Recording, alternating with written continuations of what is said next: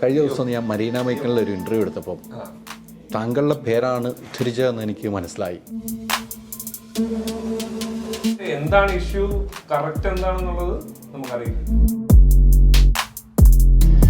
ഇല്ല, അത് മറീന പറഞ്ഞത് ഞാൻ ലീഡ് ചെയ്ത പടത്തില് ഇങ്ങനെ ഒരു കാരവാൻ ചോദിച്ചു കഴിഞ്ഞപ്പോൾ എല്ലാ മാധ്യമങ്ങളും ഏറ്റെടുത്ത ചർച്ചയാണ്.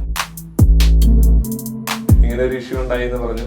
പ്രശ്നം അതെന്താന്ന് വെച്ചാൽ സെറ്റിൽ ചെയ്യുക, അല്ലെങ്കിൽ പിന്നെ വലിയ പ്രശ്നങ്ങളിലേക്ക് പോകുന്നൊക്കെ പറഞ്ഞു എന്നെ ഭീഷണിപ്പെടുത്തി.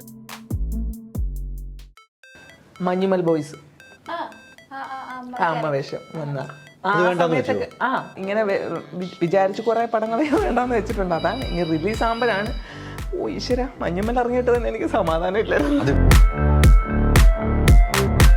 വീട്ടിലൊരു വിലയിലേക്ക് നാട്ടില് പുല്ലുവില എന്ന് പറയുന്ന പോലെ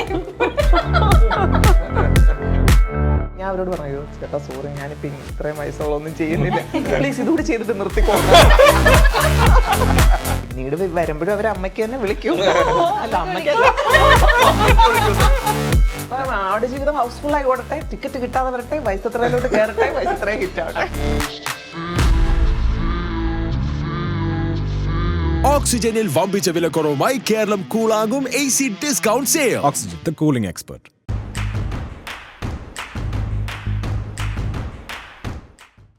നമസ്കാരം. പുത്തൻ സിനിമയുടെ വിശേഷങ്ങൾ പങ്കുവയ്ക്കാൻ 3 അതിഥികൾ, 3 പേർക്കും സ്വാഗതം. Thank you. ആരോട് ഞാൻ ചോദിക്കുന്ന വയസ്സ് എത്രയായിരുന്നു? ആരും സത്യം പറയില്ല എന്ന് എനിക്കറിയാം. ആരെങ്കിലും സത്യം പറയും, വയസ്സ് എത്രയായി?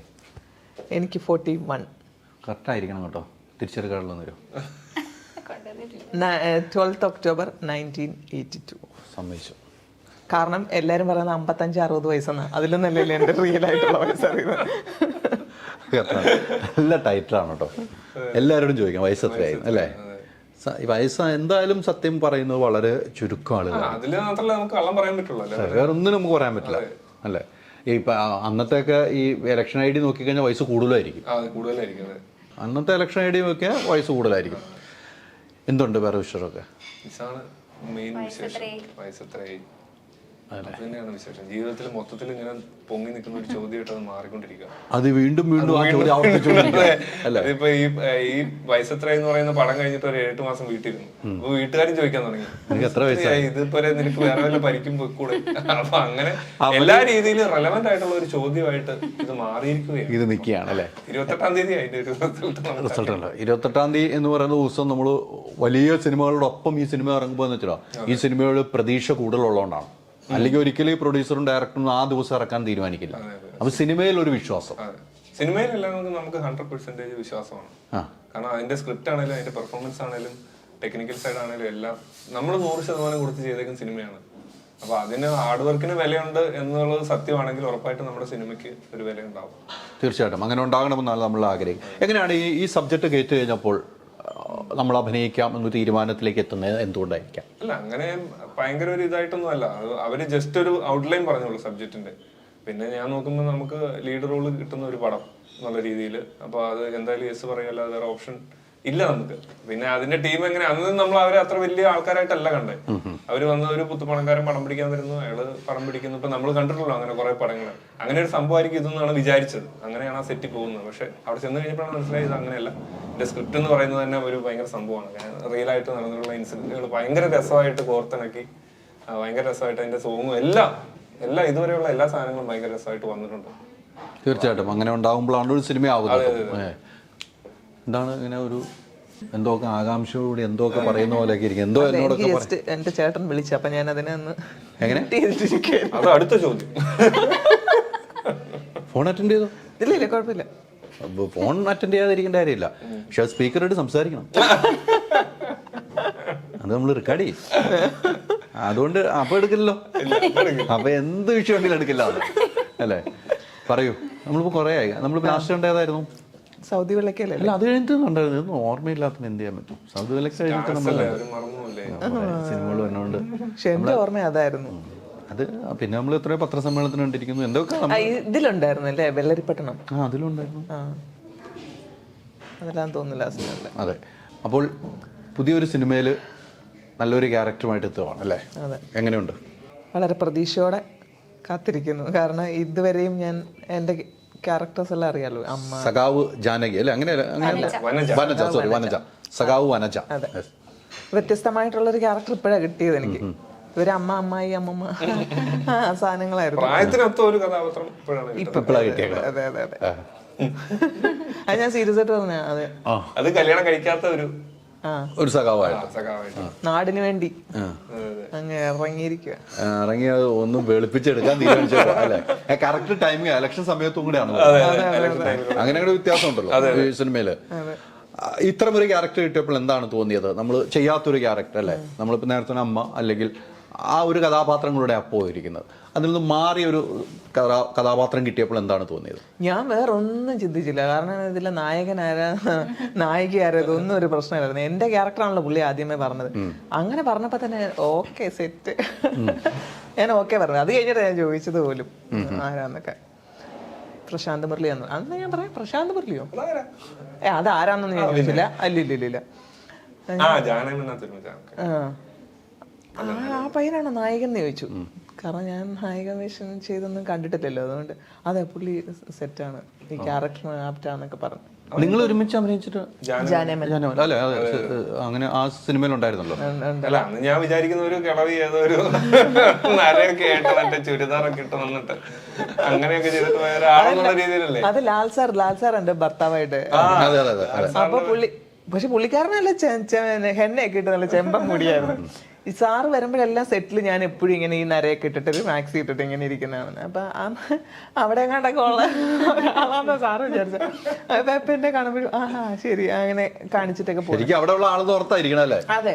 അത് കഴിഞ്ഞ് ലാസ്റ്റ് പോകാൻ നേരത്ത് സാറിന് ഒരു തമിഴ് പടം ഉണ്ടായിരുന്നു. അതിന് ഷൂട്ടെല്ലാം കഴിഞ്ഞ് പോവാ, ഞാനും വന്ന് പോവാ. അപ്പോഴേക്കും ഞാൻ പെട്ടെന്ന് പോയി എന്റെ ഡ്രസ്സൊക്കെ മാറി ജീൻസൊക്കെ ഇട്ടിട്ട് വന്ന് ഞാൻ സാർ ഫോട്ടോ എടുക്കണം. അപ്പൊ സാർ ആള് തന്നെ മാറി. ശരിക്കും ചെറുപ്പക്കാരിയായിരുന്നല്ലേ? ആ ഒരു ചോദ്യം നമുക്ക് മനസ്സിലല്ലേ, ഒരു ലഡു പൊട്ടി. പക്ഷെ ആൾക്കാര് പ്രേക്ഷകരുടെ എല്ലാം മനസ്സിൽ അങ്ങനത്തെ ഒരു അല്ല, ചെയ്തു വെച്ച കഥാപാത്രം എല്ലാം അങ്ങനെ ആയിരുന്നല്ലോ. അതെ, ആ സമയത്ത് ചെയ്തു വെച്ചിരുന്ന കഥാപാത്രങ്ങൾ അങ്ങനെയായിരുന്നു. പക്ഷെ ചില കഥാപാത്രങ്ങൾ അതിൽ തന്നെ നമ്മൾ തുടർന്ന് പോകുമ്പോൾ നമുക്കൊരു ബുദ്ധിമുട്ടുണ്ടായില്ല മാനസികമായിട്ട്? പിന്നെ ബുദ്ധിമുട്ടുണ്ടായി. അപ്പൊ ഞാൻ ചെയ്യണ്ടെന്ന് വിചാരിച്ചു. ഇനി വേറെ നല്ലത് വരട്ടെ എന്ന് പറഞ്ഞുകൊണ്ട് ഞാൻ ഇങ്ങനെ ഇരുന്നു. കഥ വരുന്നതെല്ലാം 55 വയസ്സ് 60 വയസ്സ് വന്നുകൊണ്ടിരുന്നു. ഞാൻ ഇനി ചെയ്യുന്നില്ല, ഇങ്ങനത്തെ ചെയ്യുന്നില്ല എന്ന് പറഞ്ഞു വിട്ടു. അങ്ങനെ വിട്ട് ഞാൻ 8-10 മാസം വീട്ടിലിരുന്നു, പടമൊന്നും ഇല്ലാതെ. അപ്പൊ എനിക്ക് മനസ്സിലായി ഇതിന്ന് മാറി എന്തായാലും ഇപ്പോഴെങ്കിലും വരാൻ പോകുന്നില്ല. അപ്പൊ വരുന്നത് ചെയ്തില്ലെങ്കിൽ അത് മണ്ടത്തരമായിരിക്കും. അപ്പൊ ഇനി വീണ്ടും ചെയ്യാൻ തുടങ്ങി. ഇപ്പൊ ലാസ്റ്റ് മന്ത് 60 വയസ്സ് ചെയ്തിട്ട് വന്നേ ഉള്ളൂ.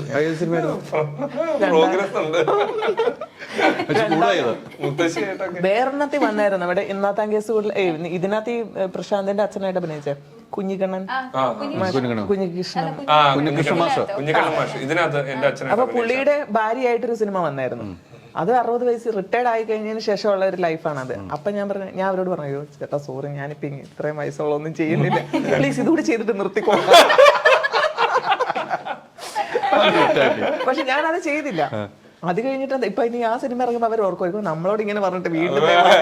ഇപ്പൊ ലാസ്റ്റ് മന്ത് ചെയ്തത് 2 എന്ന് പറഞ്ഞ സിനിമയില് അത് 60 വയസ്സുള്ള ഒരു വൈറ്റാട്ടിയായിട്ട്. പക്ഷെ വേറൊരു കേസ്, കഥാപാത്രങ്ങൾ നമ്മൾ ചെയ്യാതിരുന്നാൽ ഇപ്പൊ നേരത്തെ 10 മാസം വെയിറ്റ് ചെയ്യുന്നത്, പക്ഷെ നമ്മളെ തേടി വരില്ല, നമ്മൾ തേടി പോകണം സിനിമയെ.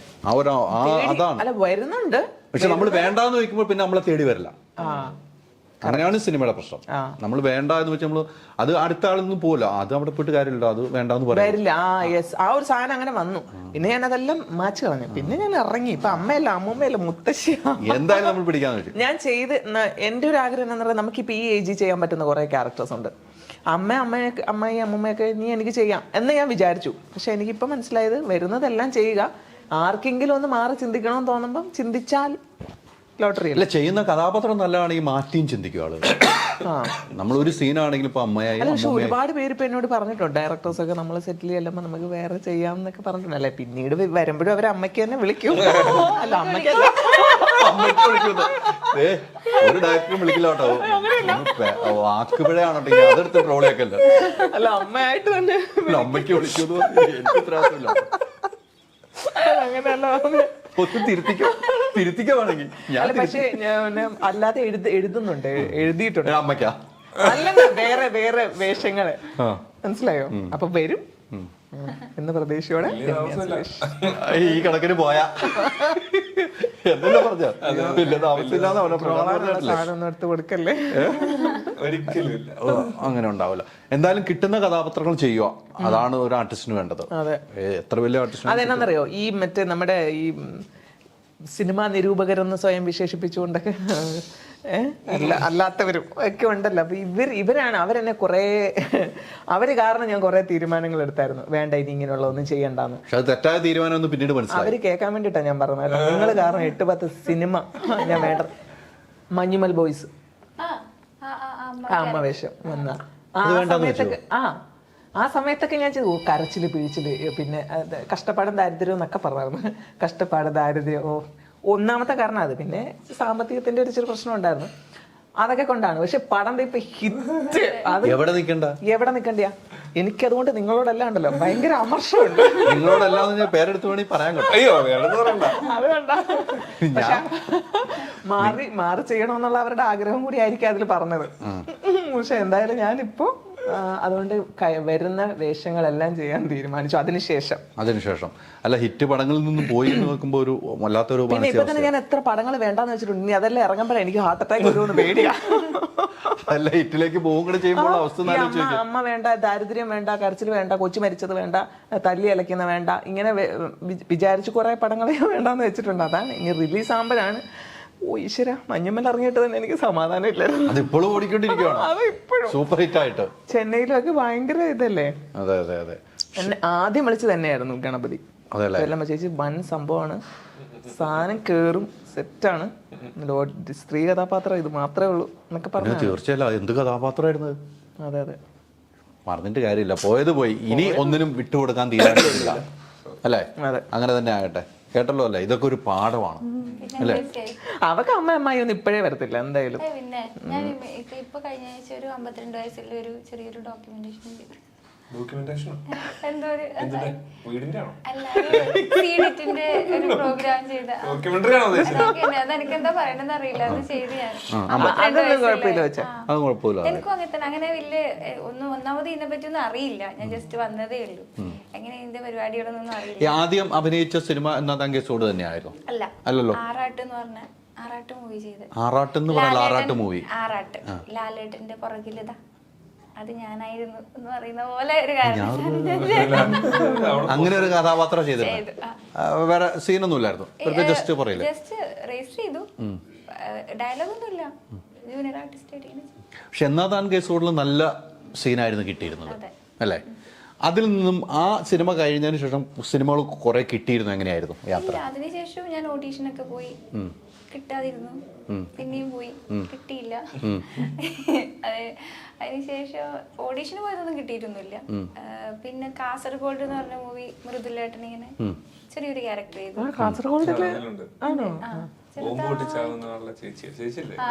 ചെറുതായിട്ട് വന്ന്. പിന്നെ ആ സമയത്ത് രതീഷ് ചേട്ടൻ ഇങ്ങനെ ഈ മെയിൽ ഇറങ്ങാൻ പോകുന്ന ഇതിന്റെ സ്പിൻ ഓഫ് മൂവി ഇല്ലേ, ഹൃദയഹാരിയായ പ്രണയകഥ. പിന്നെ ക്യൂൻ എലിസബത്ത്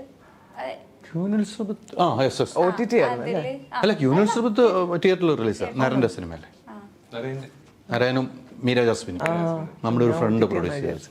പിന്നെ പൊറാട്ട് നാടകം എന്ന് പറഞ്ഞ മൂവി, ഇതൊക്കെ ഓഡീഷന് പോവാതെ കിട്ടിയതാണ്. അപ്പൊ അതുകൊണ്ട് ഓഡീഷന് പോകണ്ടെന്ന് തീരുമാനിച്ചു. ഞാൻ പോയതിനു ശേഷം പിന്നെ അതിനുശേഷം പിന്നെ ഈ എന്താ പറയണ്ട വയസ്സ് എത്രയെന്ന് പറയുന്ന മൂവിയും ഓഡീഷന് പോവാതെ ഇങ്ങനെ ഇത് കണ്ടു വിളിച്ച എന്നാ താൻ കേസോട് കണ്ടതിന് ശേഷം വിളിച്ച ഈ മൂവിയിലും. അപ്പൊ എനിക്ക് ഇങ്ങനെ സെലക്ട് ചെയ്യാനും കാര്യങ്ങളൊന്നും അറിയില്ല. എൻ്റെ ഒരു മനസ്സിലുള്ളൊരു കാര്യം എന്ന് വെച്ചാൽ വലിയ നല്ലൊരു ക്യാരക്ടർ കിട്ടിയാൽ ചെയ്യണം എന്നുള്ളത് തന്നെയാണ്. അല്ല, പക്ഷെ ചിത്രക്ക് ഇപ്പൊ ഈ ഇത്രയും ചെയ്തെങ്കിലും എല്ലാം വ്യത്യസ്തമായ കഥാപാത്രങ്ങളല്ലേ, അതുകൊണ്ട് ആ ഒരു പ്രശ്നം വരുന്നില്ല. എല്ലാം വേറെ വേറെ കഥാപാത്രങ്ങളാണ് കിട്ടിയിരിക്കുന്നത്. അതെ, പോരാട്ട നാടകത്തില് ഒരു ദളിത് യുവതിയായിട്ടുള്ള ഒരു കഥാപാത്രം, ഒരു കോമഡി, ആ ഒരു ജോണറേ അല്ല. പാലക്കാട്ട് നടക്കുന്ന ഒരു പൊറാട്ട നാടകം എന്ന് പറയുന്ന ആ ഒരു ഇതുണ്ട്, അതന്നെയാ ചെയ്യാനുള്ളത് കിട്ടിയത്. ഇപ്പൊ കുഴപ്പമില്ലാതെ കുറെ സിനിമകളായി. കൊറേ ഒന്നും ആയിട്ടൊന്നും ഇല്ല, ഒരു 3-4 ഇനി വരാൻ കിടക്കുന്നില്ല, അടുത്ത മാസം ഇറങ്ങട്ടെ. അല്ല ഇനിയിപ്പോ റിലീസിന് സിനിമകളുണ്ടല്ലോ. വയസ്സെത്രേ തൊട്ട്, പിന്നെ പൊറോട്ട ഉണ്ട്, പിന്നെ ഹൃദയഹാരിയായ പ്രണയകഥ. അതിൽ നല്ല വേഷമാണെന്ന് തോന്നണല്ലോ അത് നായികയാ അല്ലേ? ഞാൻ അന്ന് ഞാൻ ലൊക്കേഷനൊക്കെ വന്നപ്പം എനിക്ക് തോന്നി. പക്ഷെ അത് നല്ലൊരു സിനിമയാകാനുള്ള ചാൻസ് നമ്മൾ തള്ളിക്കളയുന്നില്ല. വേറെ പൊതുവാളുടെ സിനിമകളെല്ലാം ഓക്കെയാണ്, ഇത് വേറൊരു വെറൈറ്റി സിനിമയാണ്. ഒത്തിരി നാളുകൾ എടുത്ത് ഷൂട്ട് ചെയ്ത സിനിമ എങ്ങനെയാണ്. 110 ദിവസം.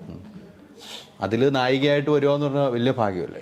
അതില് നായിക എന്നല്ല, രതീഷ് പൊതുവാൾ സാറിന്റെ മൂവിയിൽ ഒരു പാർട്ടാവെന്ന് പറയുന്നത്. പക്ഷെ അതിൽ നായികയായി. അതെ അതെ.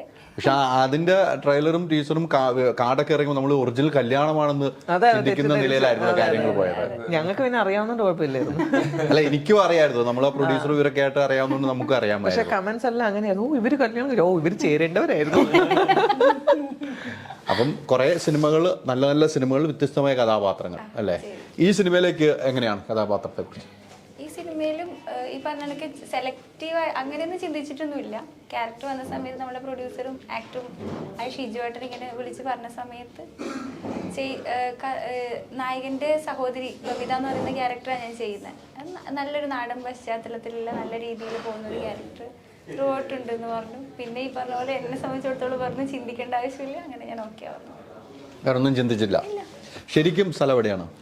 കാസർഗോഡ് നീലേശ്വരത്തിനടുത്ത് കുന്നുംകൈ എന്ന് പറയുന്ന ഒരു മലയോര പ്രദേശമാണ്. ഇപ്പം ഒരു നടി എന്ന നിലയിലല്ല അറിയപ്പെടുന്ന അവിടെ? അല്ല, ചിത്ര എന്ന് പറയുന്ന ആളെന്നെയായിട്ട് തന്നെ ഞാൻ അറിയപ്പെടുന്നത്. മാറിയിട്ടില്ല? ഇല്ല. അവിടെ ഉള്ളവരൊക്കെ എങ്ങനെയാണ് സപ്പോർട്ട്?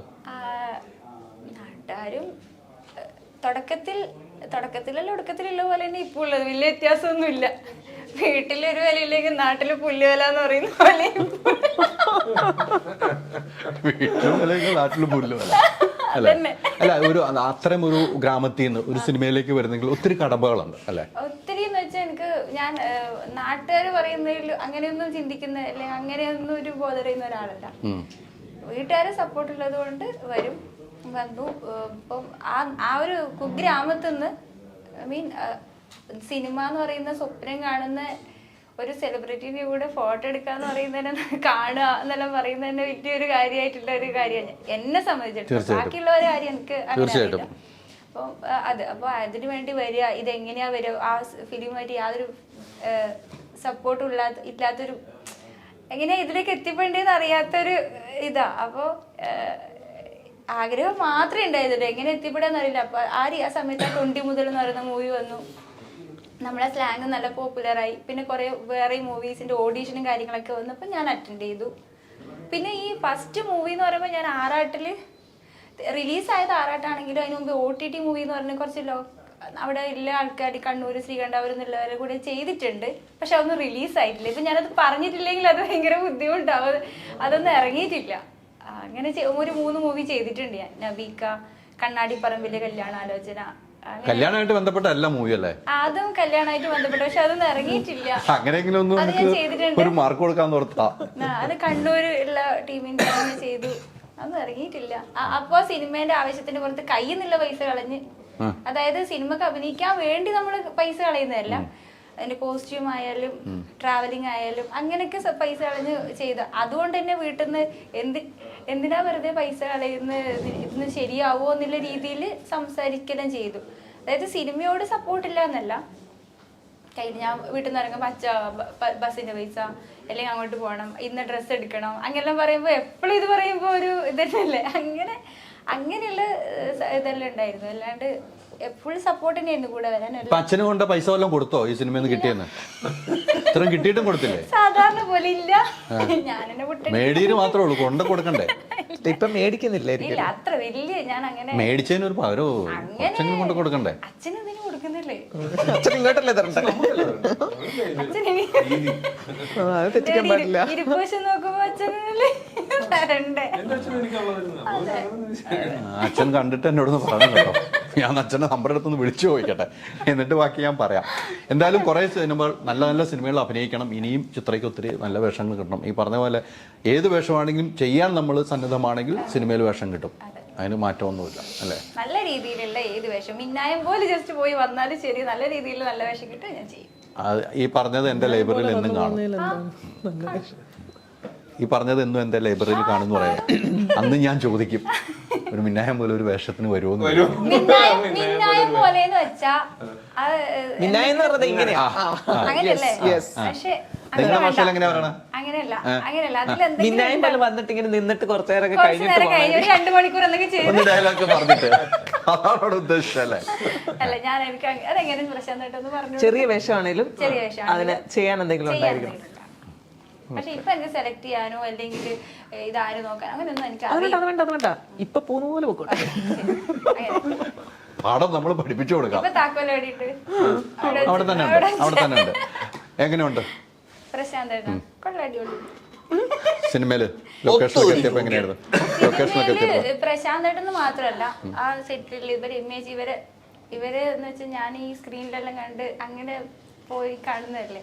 ഇവരുടെ അടുത്ത് ഞാൻ ജാടയൊക്കെ കുറെ പ്രതീക്ഷിച്ചിട്ടുണ്ടായിരുന്നു. പക്ഷെ അതൊന്നുമില്ല. രമേശിനെ പറയുകയാണെങ്കിൽ രമേശിന് ഈ പറഞ്ഞ പോലെ എല്ലാം ഒരു അങ്ങനത്തെ ക്യാരക്ടറാണ് ഞാൻ ഫുള്ള് കണ്ടേക്കായിരുന്നു. പക്ഷെ അതിന്റെ എല്ലാം ഓപ്പോസിറ്റ് ആയി ഭയങ്കര വൈബാ സെറ്റിലെല്ലാം. സെറ്റില് ലൊക്കേഷന്റെ സമയത്തെല്ലാം ഉണ്ടാവും, മറ്റേ സ്ക്വാഡ്സിലും ചെയ്യും, മറ്റേ ഒരു സീനിന്റെ ടൈമിലുണ്ട്, എക്സസൈസിൽ നിന്ന് സ്പോട്ടിലും ചെയ്യുന്നതാണാ. ആ ചെയ്തിട്ടില്ലേ ചേച്ചി? അങ്ങനെ ഭയങ്കര ഈ വയസ്സ് നമ്പർ എന്ന് പറയുന്ന പോലെയാ ചേച്ചി. വയസ്സില്ല, 41 വയസ്സുള്ളൂ. പിന്നെ വയസ്സാക്കി കൊടുക്കണം. അങ്ങനെയല്ല, എത്ര വയസ്സുണ്ട്? എനിക്ക് 36 വയസ്സ്. 4-5 വയസ്സിന് വ്യത്യാസമേ ഉള്ളൂ. എന്നിട്ട് അവള് നായിക അമ്മൂമ്മ വേഷം ചെയ്തു. പ്രശാന്ത് നിന്നേക്കാളും പ്രശാന്തിനും വയസ്സ് കൂടുതലാ. ചിന്ന പയ്യൻ അല്ലേ? പക്ഷെ ഞാൻ അറിയില്ലല്ലോ ഈ താടിയും മുടിയെല്ലാം. എന്നിട്ട് പ്രശാന്തേട്ടാ വിളിക്കുന്നത്. അല്ല ഇതെനിക്ക് അറിയില്ല. അത് നമ്മളെ ഈ സിനിമയെല്ലാം കണ്ട് ആ ഒരു സീനിയോറിറ്റിയെല്ലാം കാണുമ്പോൾ ബഹുമാനം കൊണ്ട് വിളിച്ചു സത്യം ചോദിച്ചു മനസ്സിലാക്കണമല്ലോ. അല്ല, എല്ലാവർക്കും നമ്മൾ കിട്ടേണ്ട വേഷങ്ങൾ കിട്ടേണ്ട രീതിക്ക് കിട്ടേണ്ട സമയത്ത് കിട്ടുമ്പോൾ നമ്മൾ ഓക്കെ ആവും. ഞാനും വിചാരിച്ചിട്ടുണ്ടായിരുന്നു ഈ പറഞ്ഞ അത് കൂടുതലായി പോകുന്ന അറിയില്ല, ഭയങ്കര കളറ് അല്ലെങ്കിൽ ഭയങ്കര ഞങ്ങളിപ്പോ സുന്ദരിയാണ് പറയണത്. അതാണ് ഈ പറഞ്ഞു വരുന്നത്. പറഞ്ഞു വരുന്ന അതൊക്കെ ഉള്ളവർക്ക് നായികയായിട്ട് ചെയ്യാൻ പറ്റുള്ളൂ. പക്ഷെ എനിക്കതില്ല എന്ന് പറയുമ്പോ നമ്മൾ പറയുന്നത്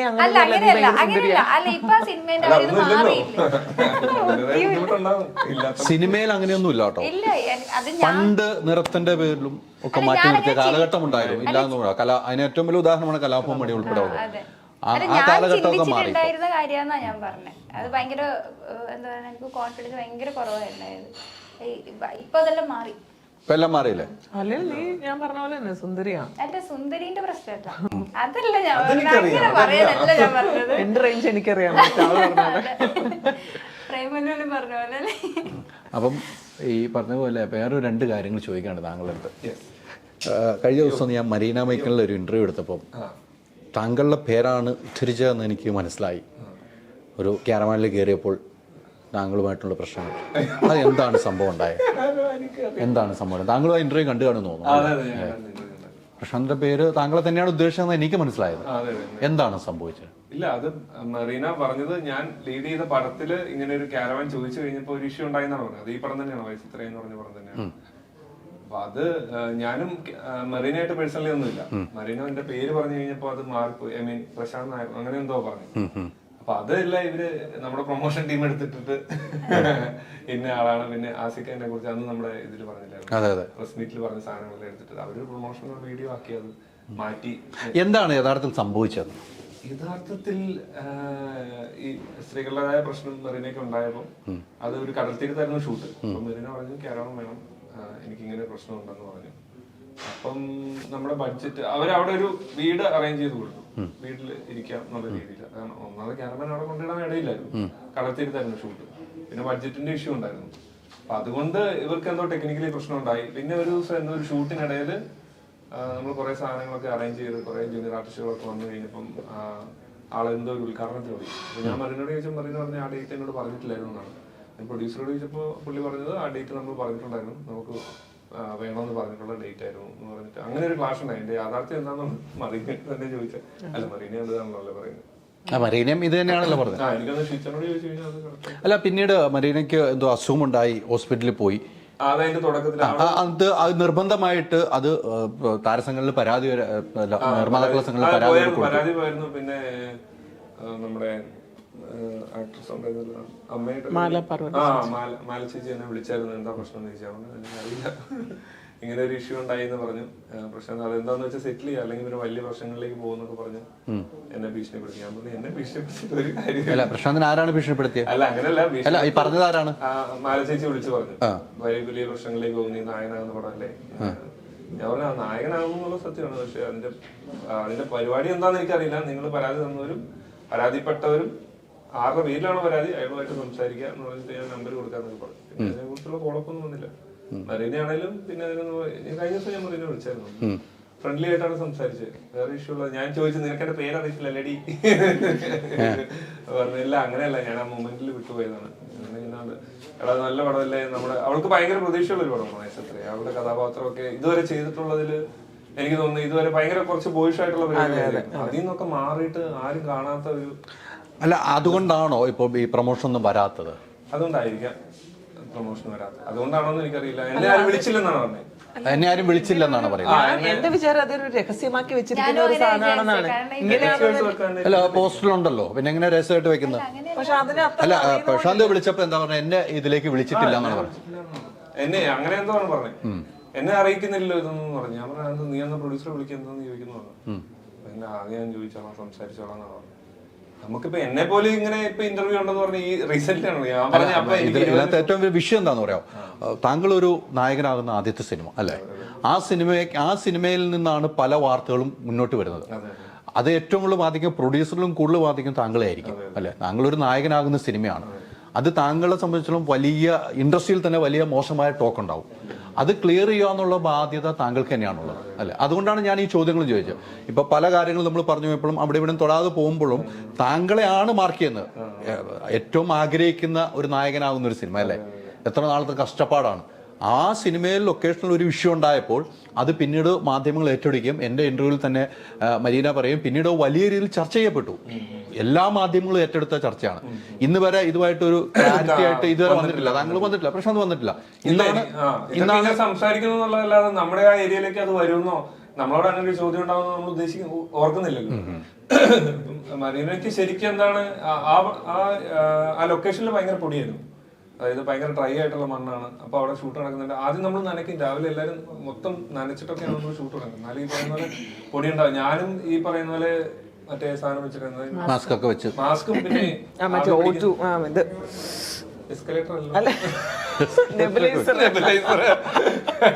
നെബുലൈസർ ഒക്കെ വെച്ചിട്ടാണ് ഞാൻ എന്നും വൈകുന്നേരം നെബുലൈസർ പിടിക്കും, രാവിലെയും പിടിക്കും. കാരണം അതുപോലെ പോവും, നമ്മുടെ തൊണ്ട പോവും. പിന്നെ ഈ പറയുന്ന പോലെ പെർഫോം ചെയ്ത് കഴിയുമ്പോൾ ഡയലോഗ് പറയുമ്പോൾ വീണ്ടും ഇഷ്യൂ ഉണ്ടാവും.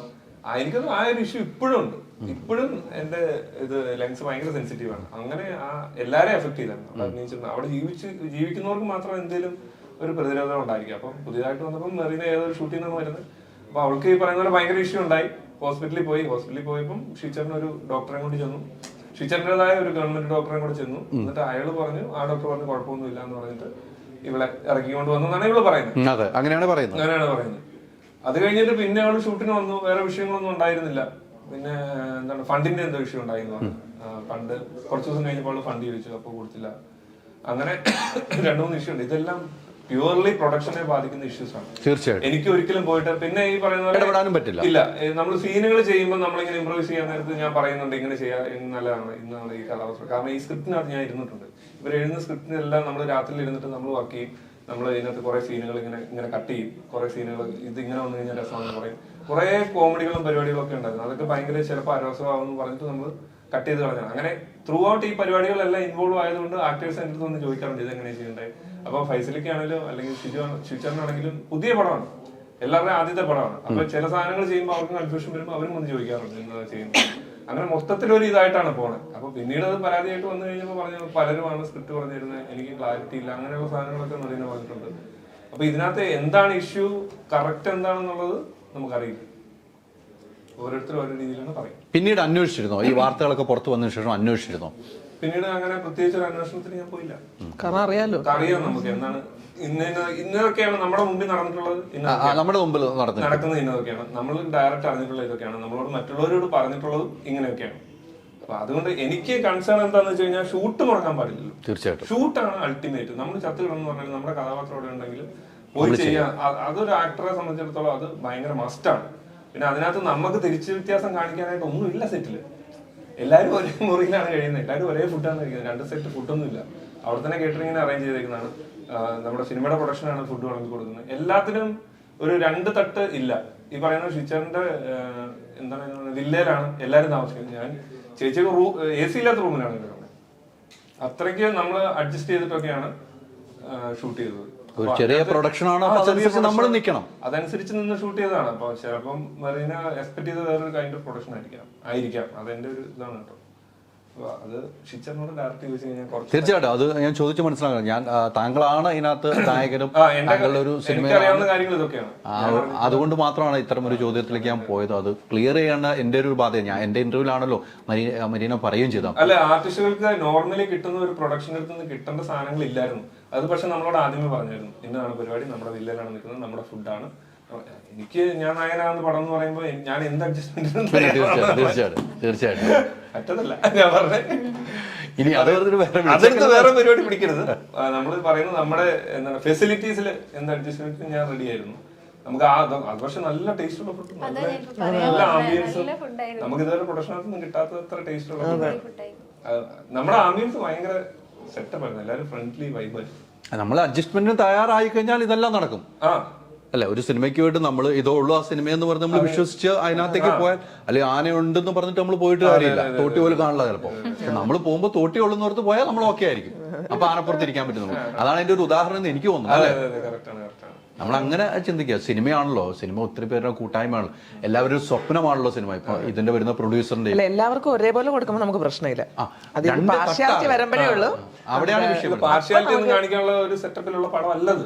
അല്ല, ഇതിന്റെ കാര്യമല്ല മൊത്തത്തിൽ പറയുന്നത്. അങ്ങനെയൊക്കെ അനുഭവിച്ചിട്ടുണ്ടല്ലോ. ഉറപ്പായിട്ടും. പിന്നെ സ്വാതന്ത്ര്യ അർദ്ധരാത്രിയുടെ സമയത്തൊക്കെ നമുക്ക് കിടക്കാൻ, അതൊക്കെ ആ ഒരു ടൈം. അത് പക്ഷെ എന്താന്ന് വെച്ച് കഴിഞ്ഞാൽ കിടക്കാൻ സ്ഥലം ഉണ്ടായിരുന്നു. ഞാൻ പറഞ്ഞ ഭയങ്കര ഒരു പാർഷ്യാലിറ്റി എന്ന് പറയുന്നത് അതിന്റെ ഒക്കെ എക്സ്ട്രീമാണ്. ആ പടം മാത്രമല്ല, അല്ല ആ പടത്തിൽ എല്ലാവരും പുതിയതായിരുന്നല്ലോ. പിന്നെ വ്യത്യാസം പുതിയതല്ലായിരുന്നു. അല്ല, നായകൻ പുതിയതായിരുന്നു.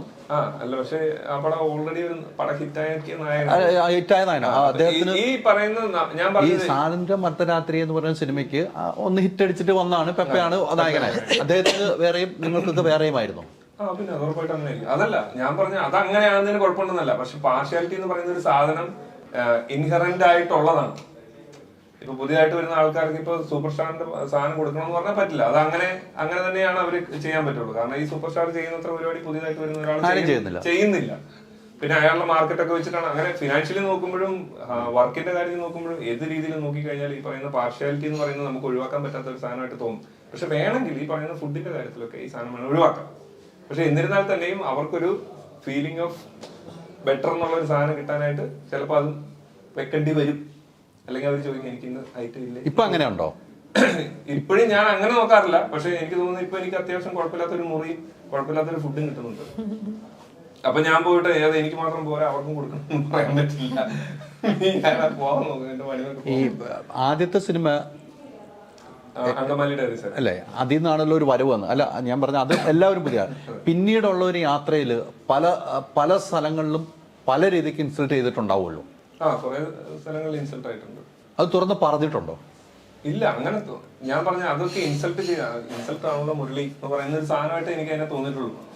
മനസ്സിലായി? കാരണം അത് അങ്ങനെയാണ്, അതാണ് ഈ സിനിമയുടെ രീതി. അതാണ് അത് നമ്മൾ എത്ര ശ്രമിച്ച ആരൊക്കെ എത്രയോ വർഷങ്ങളായിട്ട് ശ്രമിക്കുന്നതായിരിക്കും. പക്ഷെ അത് നടക്കുന്നില്ല. സിനിമയാണ് വലുതെന്ന് മനസ്സിലാക്കി കഴിഞ്ഞാൽ പിന്നെ നമുക്ക് വേറെ വിഷയമില്ല. ആ സിനിമയ്ക്ക് വേണ്ടിയിട്ട് നമ്മൾ നിൽക്കുമ്പോൾ നമുക്ക് വിഷയം വരില്ല. അതല്ലാതെ നമ്മൾ മറ്റേ പേഴ്സണലായിട്ട് ഞാനാണ് വലുതെന്ന് വിചാരിക്കുന്നിടത്താണ് പ്രശ്നമാകുന്നത്. അവിടെയാണ് പ്രശ്നമാകുന്നത്. അങ്ങനെ പല സ്റ്റാറുകളും വിചാരിക്കുന്നിടത്താണ് പടം താഴെ പോകുന്നത്. അതും നമ്മൾ കണ്ടിട്ടുണ്ട്. അപ്പൊ അതിനൊക്കെ അപ്പുറത്തേക്ക് സിനിമയാണ് വലുതെന്ന് ഒരു സിനിമ ഉണ്ടാക്കിയെടുക്കാനായിട്ട് ഇപ്പൊ 3-4 വർഷമായിട്ട് ഞാൻ കിടന്ന് പെടാപ്പാട് വിടുവാണ്. നമ്മളൊരു 3-4 സ്ക്രിപ്റ്റ് എഴുതി വെച്ചിട്ട്. അപ്പൊ നമുക്കറിയാം ഒരു സിനിമ ഉണ്ടാകുന്നത് എങ്ങനെയാണ്. അപ്പൊ അതിനകത്ത് സിനിമയ്ക്ക് വേണ്ടി ഫുള്ള് ത്യജിക്കുക, ഡെഡിക്കേറ്റ് ചെയ്യുക എന്നുള്ളതുകൊണ്ടാണ് ഈ നിമിഷം ഞാനിവിടെ ഇരിക്കുന്നതിന്റെ കാരണം. അതാണ് ഒരു മാറ്റം സംഭവിച്ച ഒരു സിനിമ ഏതായിരിക്കും? ജാനമനായിരിക്കും. കുറച്ചൊരു ഒരു സ്റ്റെപ്പ് ഒന്ന് കയറിയത് ജാനമൻ തന്നെയല്ലേ? അല്ലേ, അതിനകത്ത് മാറ്റമൊന്നുമില്ല നമുക്ക്. അവിടെ നിന്ന് പിന്നീടുള്ള യാത്രയ്ക്ക് വലിയ കോട്ടമില്ലാതെ പോകുന്നില്ല. അതെ, അവിടെ നിന്ന് വലിയ പിന്നീടുള്ള യാത്രയ്ക്ക് ഈ പറയുന്ന പോലെ ഒരു സംഭവമുണ്ട്, ഒരു ശമ്പളമുണ്ട്, അല്ലെങ്കിൽ ഒരു ഫെസിലിറ്റി ഉണ്ട്. ദൈവാനുഗ്രഹം. എന്തും തുറന്നു പറയുന്ന ആളാട്ടത്. ഞാൻ ഇതിനു മുമ്പ് ഇന്റർവ്യൂ എടുത്തപ്പോൾ ചില സിനിമയ്ക്ക് വിളിക്കും ചെറിയ സിനിമയാന്ന് പറയും, പോകുമ്പോൾ നോക്കുമ്പോൾ മമ്മൂക്കാടെ ഒക്കെ ആയിരിക്കും.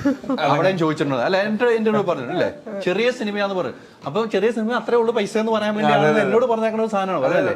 ഇപ്പോഴും അങ്ങനെ ഉണ്ടോ? ആ പറയുമ്പോ അങ്ങനെയൊക്കെ തന്നെയാ. പിന്നെ ആളാരെന്നൊക്കെ നമ്മൾ ചോദിച്ചിട്ടേ ഓക്കെ പറയത്തുള്ളൂ. അങ്ങനെ കളഞ്ഞിട്ടുണ്ട് സിനിമകള് പൈസയുമായിട്ട് ചേരാതെ വരുമ്പോ. കാരണം ഇവര് പറയും ചേച്ചി ഇത് ചെയ്തോ സെറ്റാണ്, നമ്മൾ ചേച്ചി പറഞ്ഞ എമൗണ്ട് ആയിരിക്കും നമ്മൾ എഴുതി വെക്കുന്നത്, ചേച്ചി ഈ ഇത്ര എമൗണ്ട്. എന്നിട്ട് അടുത്ത സിനിമയ്ക്ക് നമ്മളെ വേറെ ആരെങ്കിലും വിളിക്കുന്നത് നമ്മുടെ ഈ എമൗണ്ട് പറയുമ്പോൾ ശരി വിളിക്കാന്ന് പറയും. ലാസ്റ്റ് ഏതായിരുന്നു പടം ചെയ്തത്? ഇപ്പൊ ജാനമ്മനാണെങ്കിൽ നേരെ ആ കൺട്രോളറെ വിളിക്കും. അവര് വിളിച്ച് എത്ര രൂപയ്ക്കാണ്, അവർക്ക് ഇത്ര കൊടുത്താൽ അത് കിട്ടും എന്ന് അവര് പറയില്ല എന്ന് പറഞ്ഞിട്ടായിരിക്കും നമ്മളെ കൊണ്ട് ആ പടം ചെയ്യിച്ചത്. പക്ഷെ ഇവര് വിളിക്കുമ്പോൾ അതുപോലെ നമ്മൾക്ക് തന്നത് അതുപോലെ പറയും. അപ്പൊ ഇവര് പിന്നെ ആദ്യം തന്നെ ചവിട്ടി നിൽക്കും, ഇങ്ങോട്ട് കയറത്തില്ല. അതുകൊണ്ട് ആ പരിപാടി നിർത്തി. എല്ലാം നോക്കിയുള്ള കൈകാര്യം ചെയ്തോളൂ ഇപ്പൊ. അത്രേ ഉള്ളൂ. അത് അപ്പോഴും അങ്ങനെയൊക്കെ തന്നെയായിരുന്നു.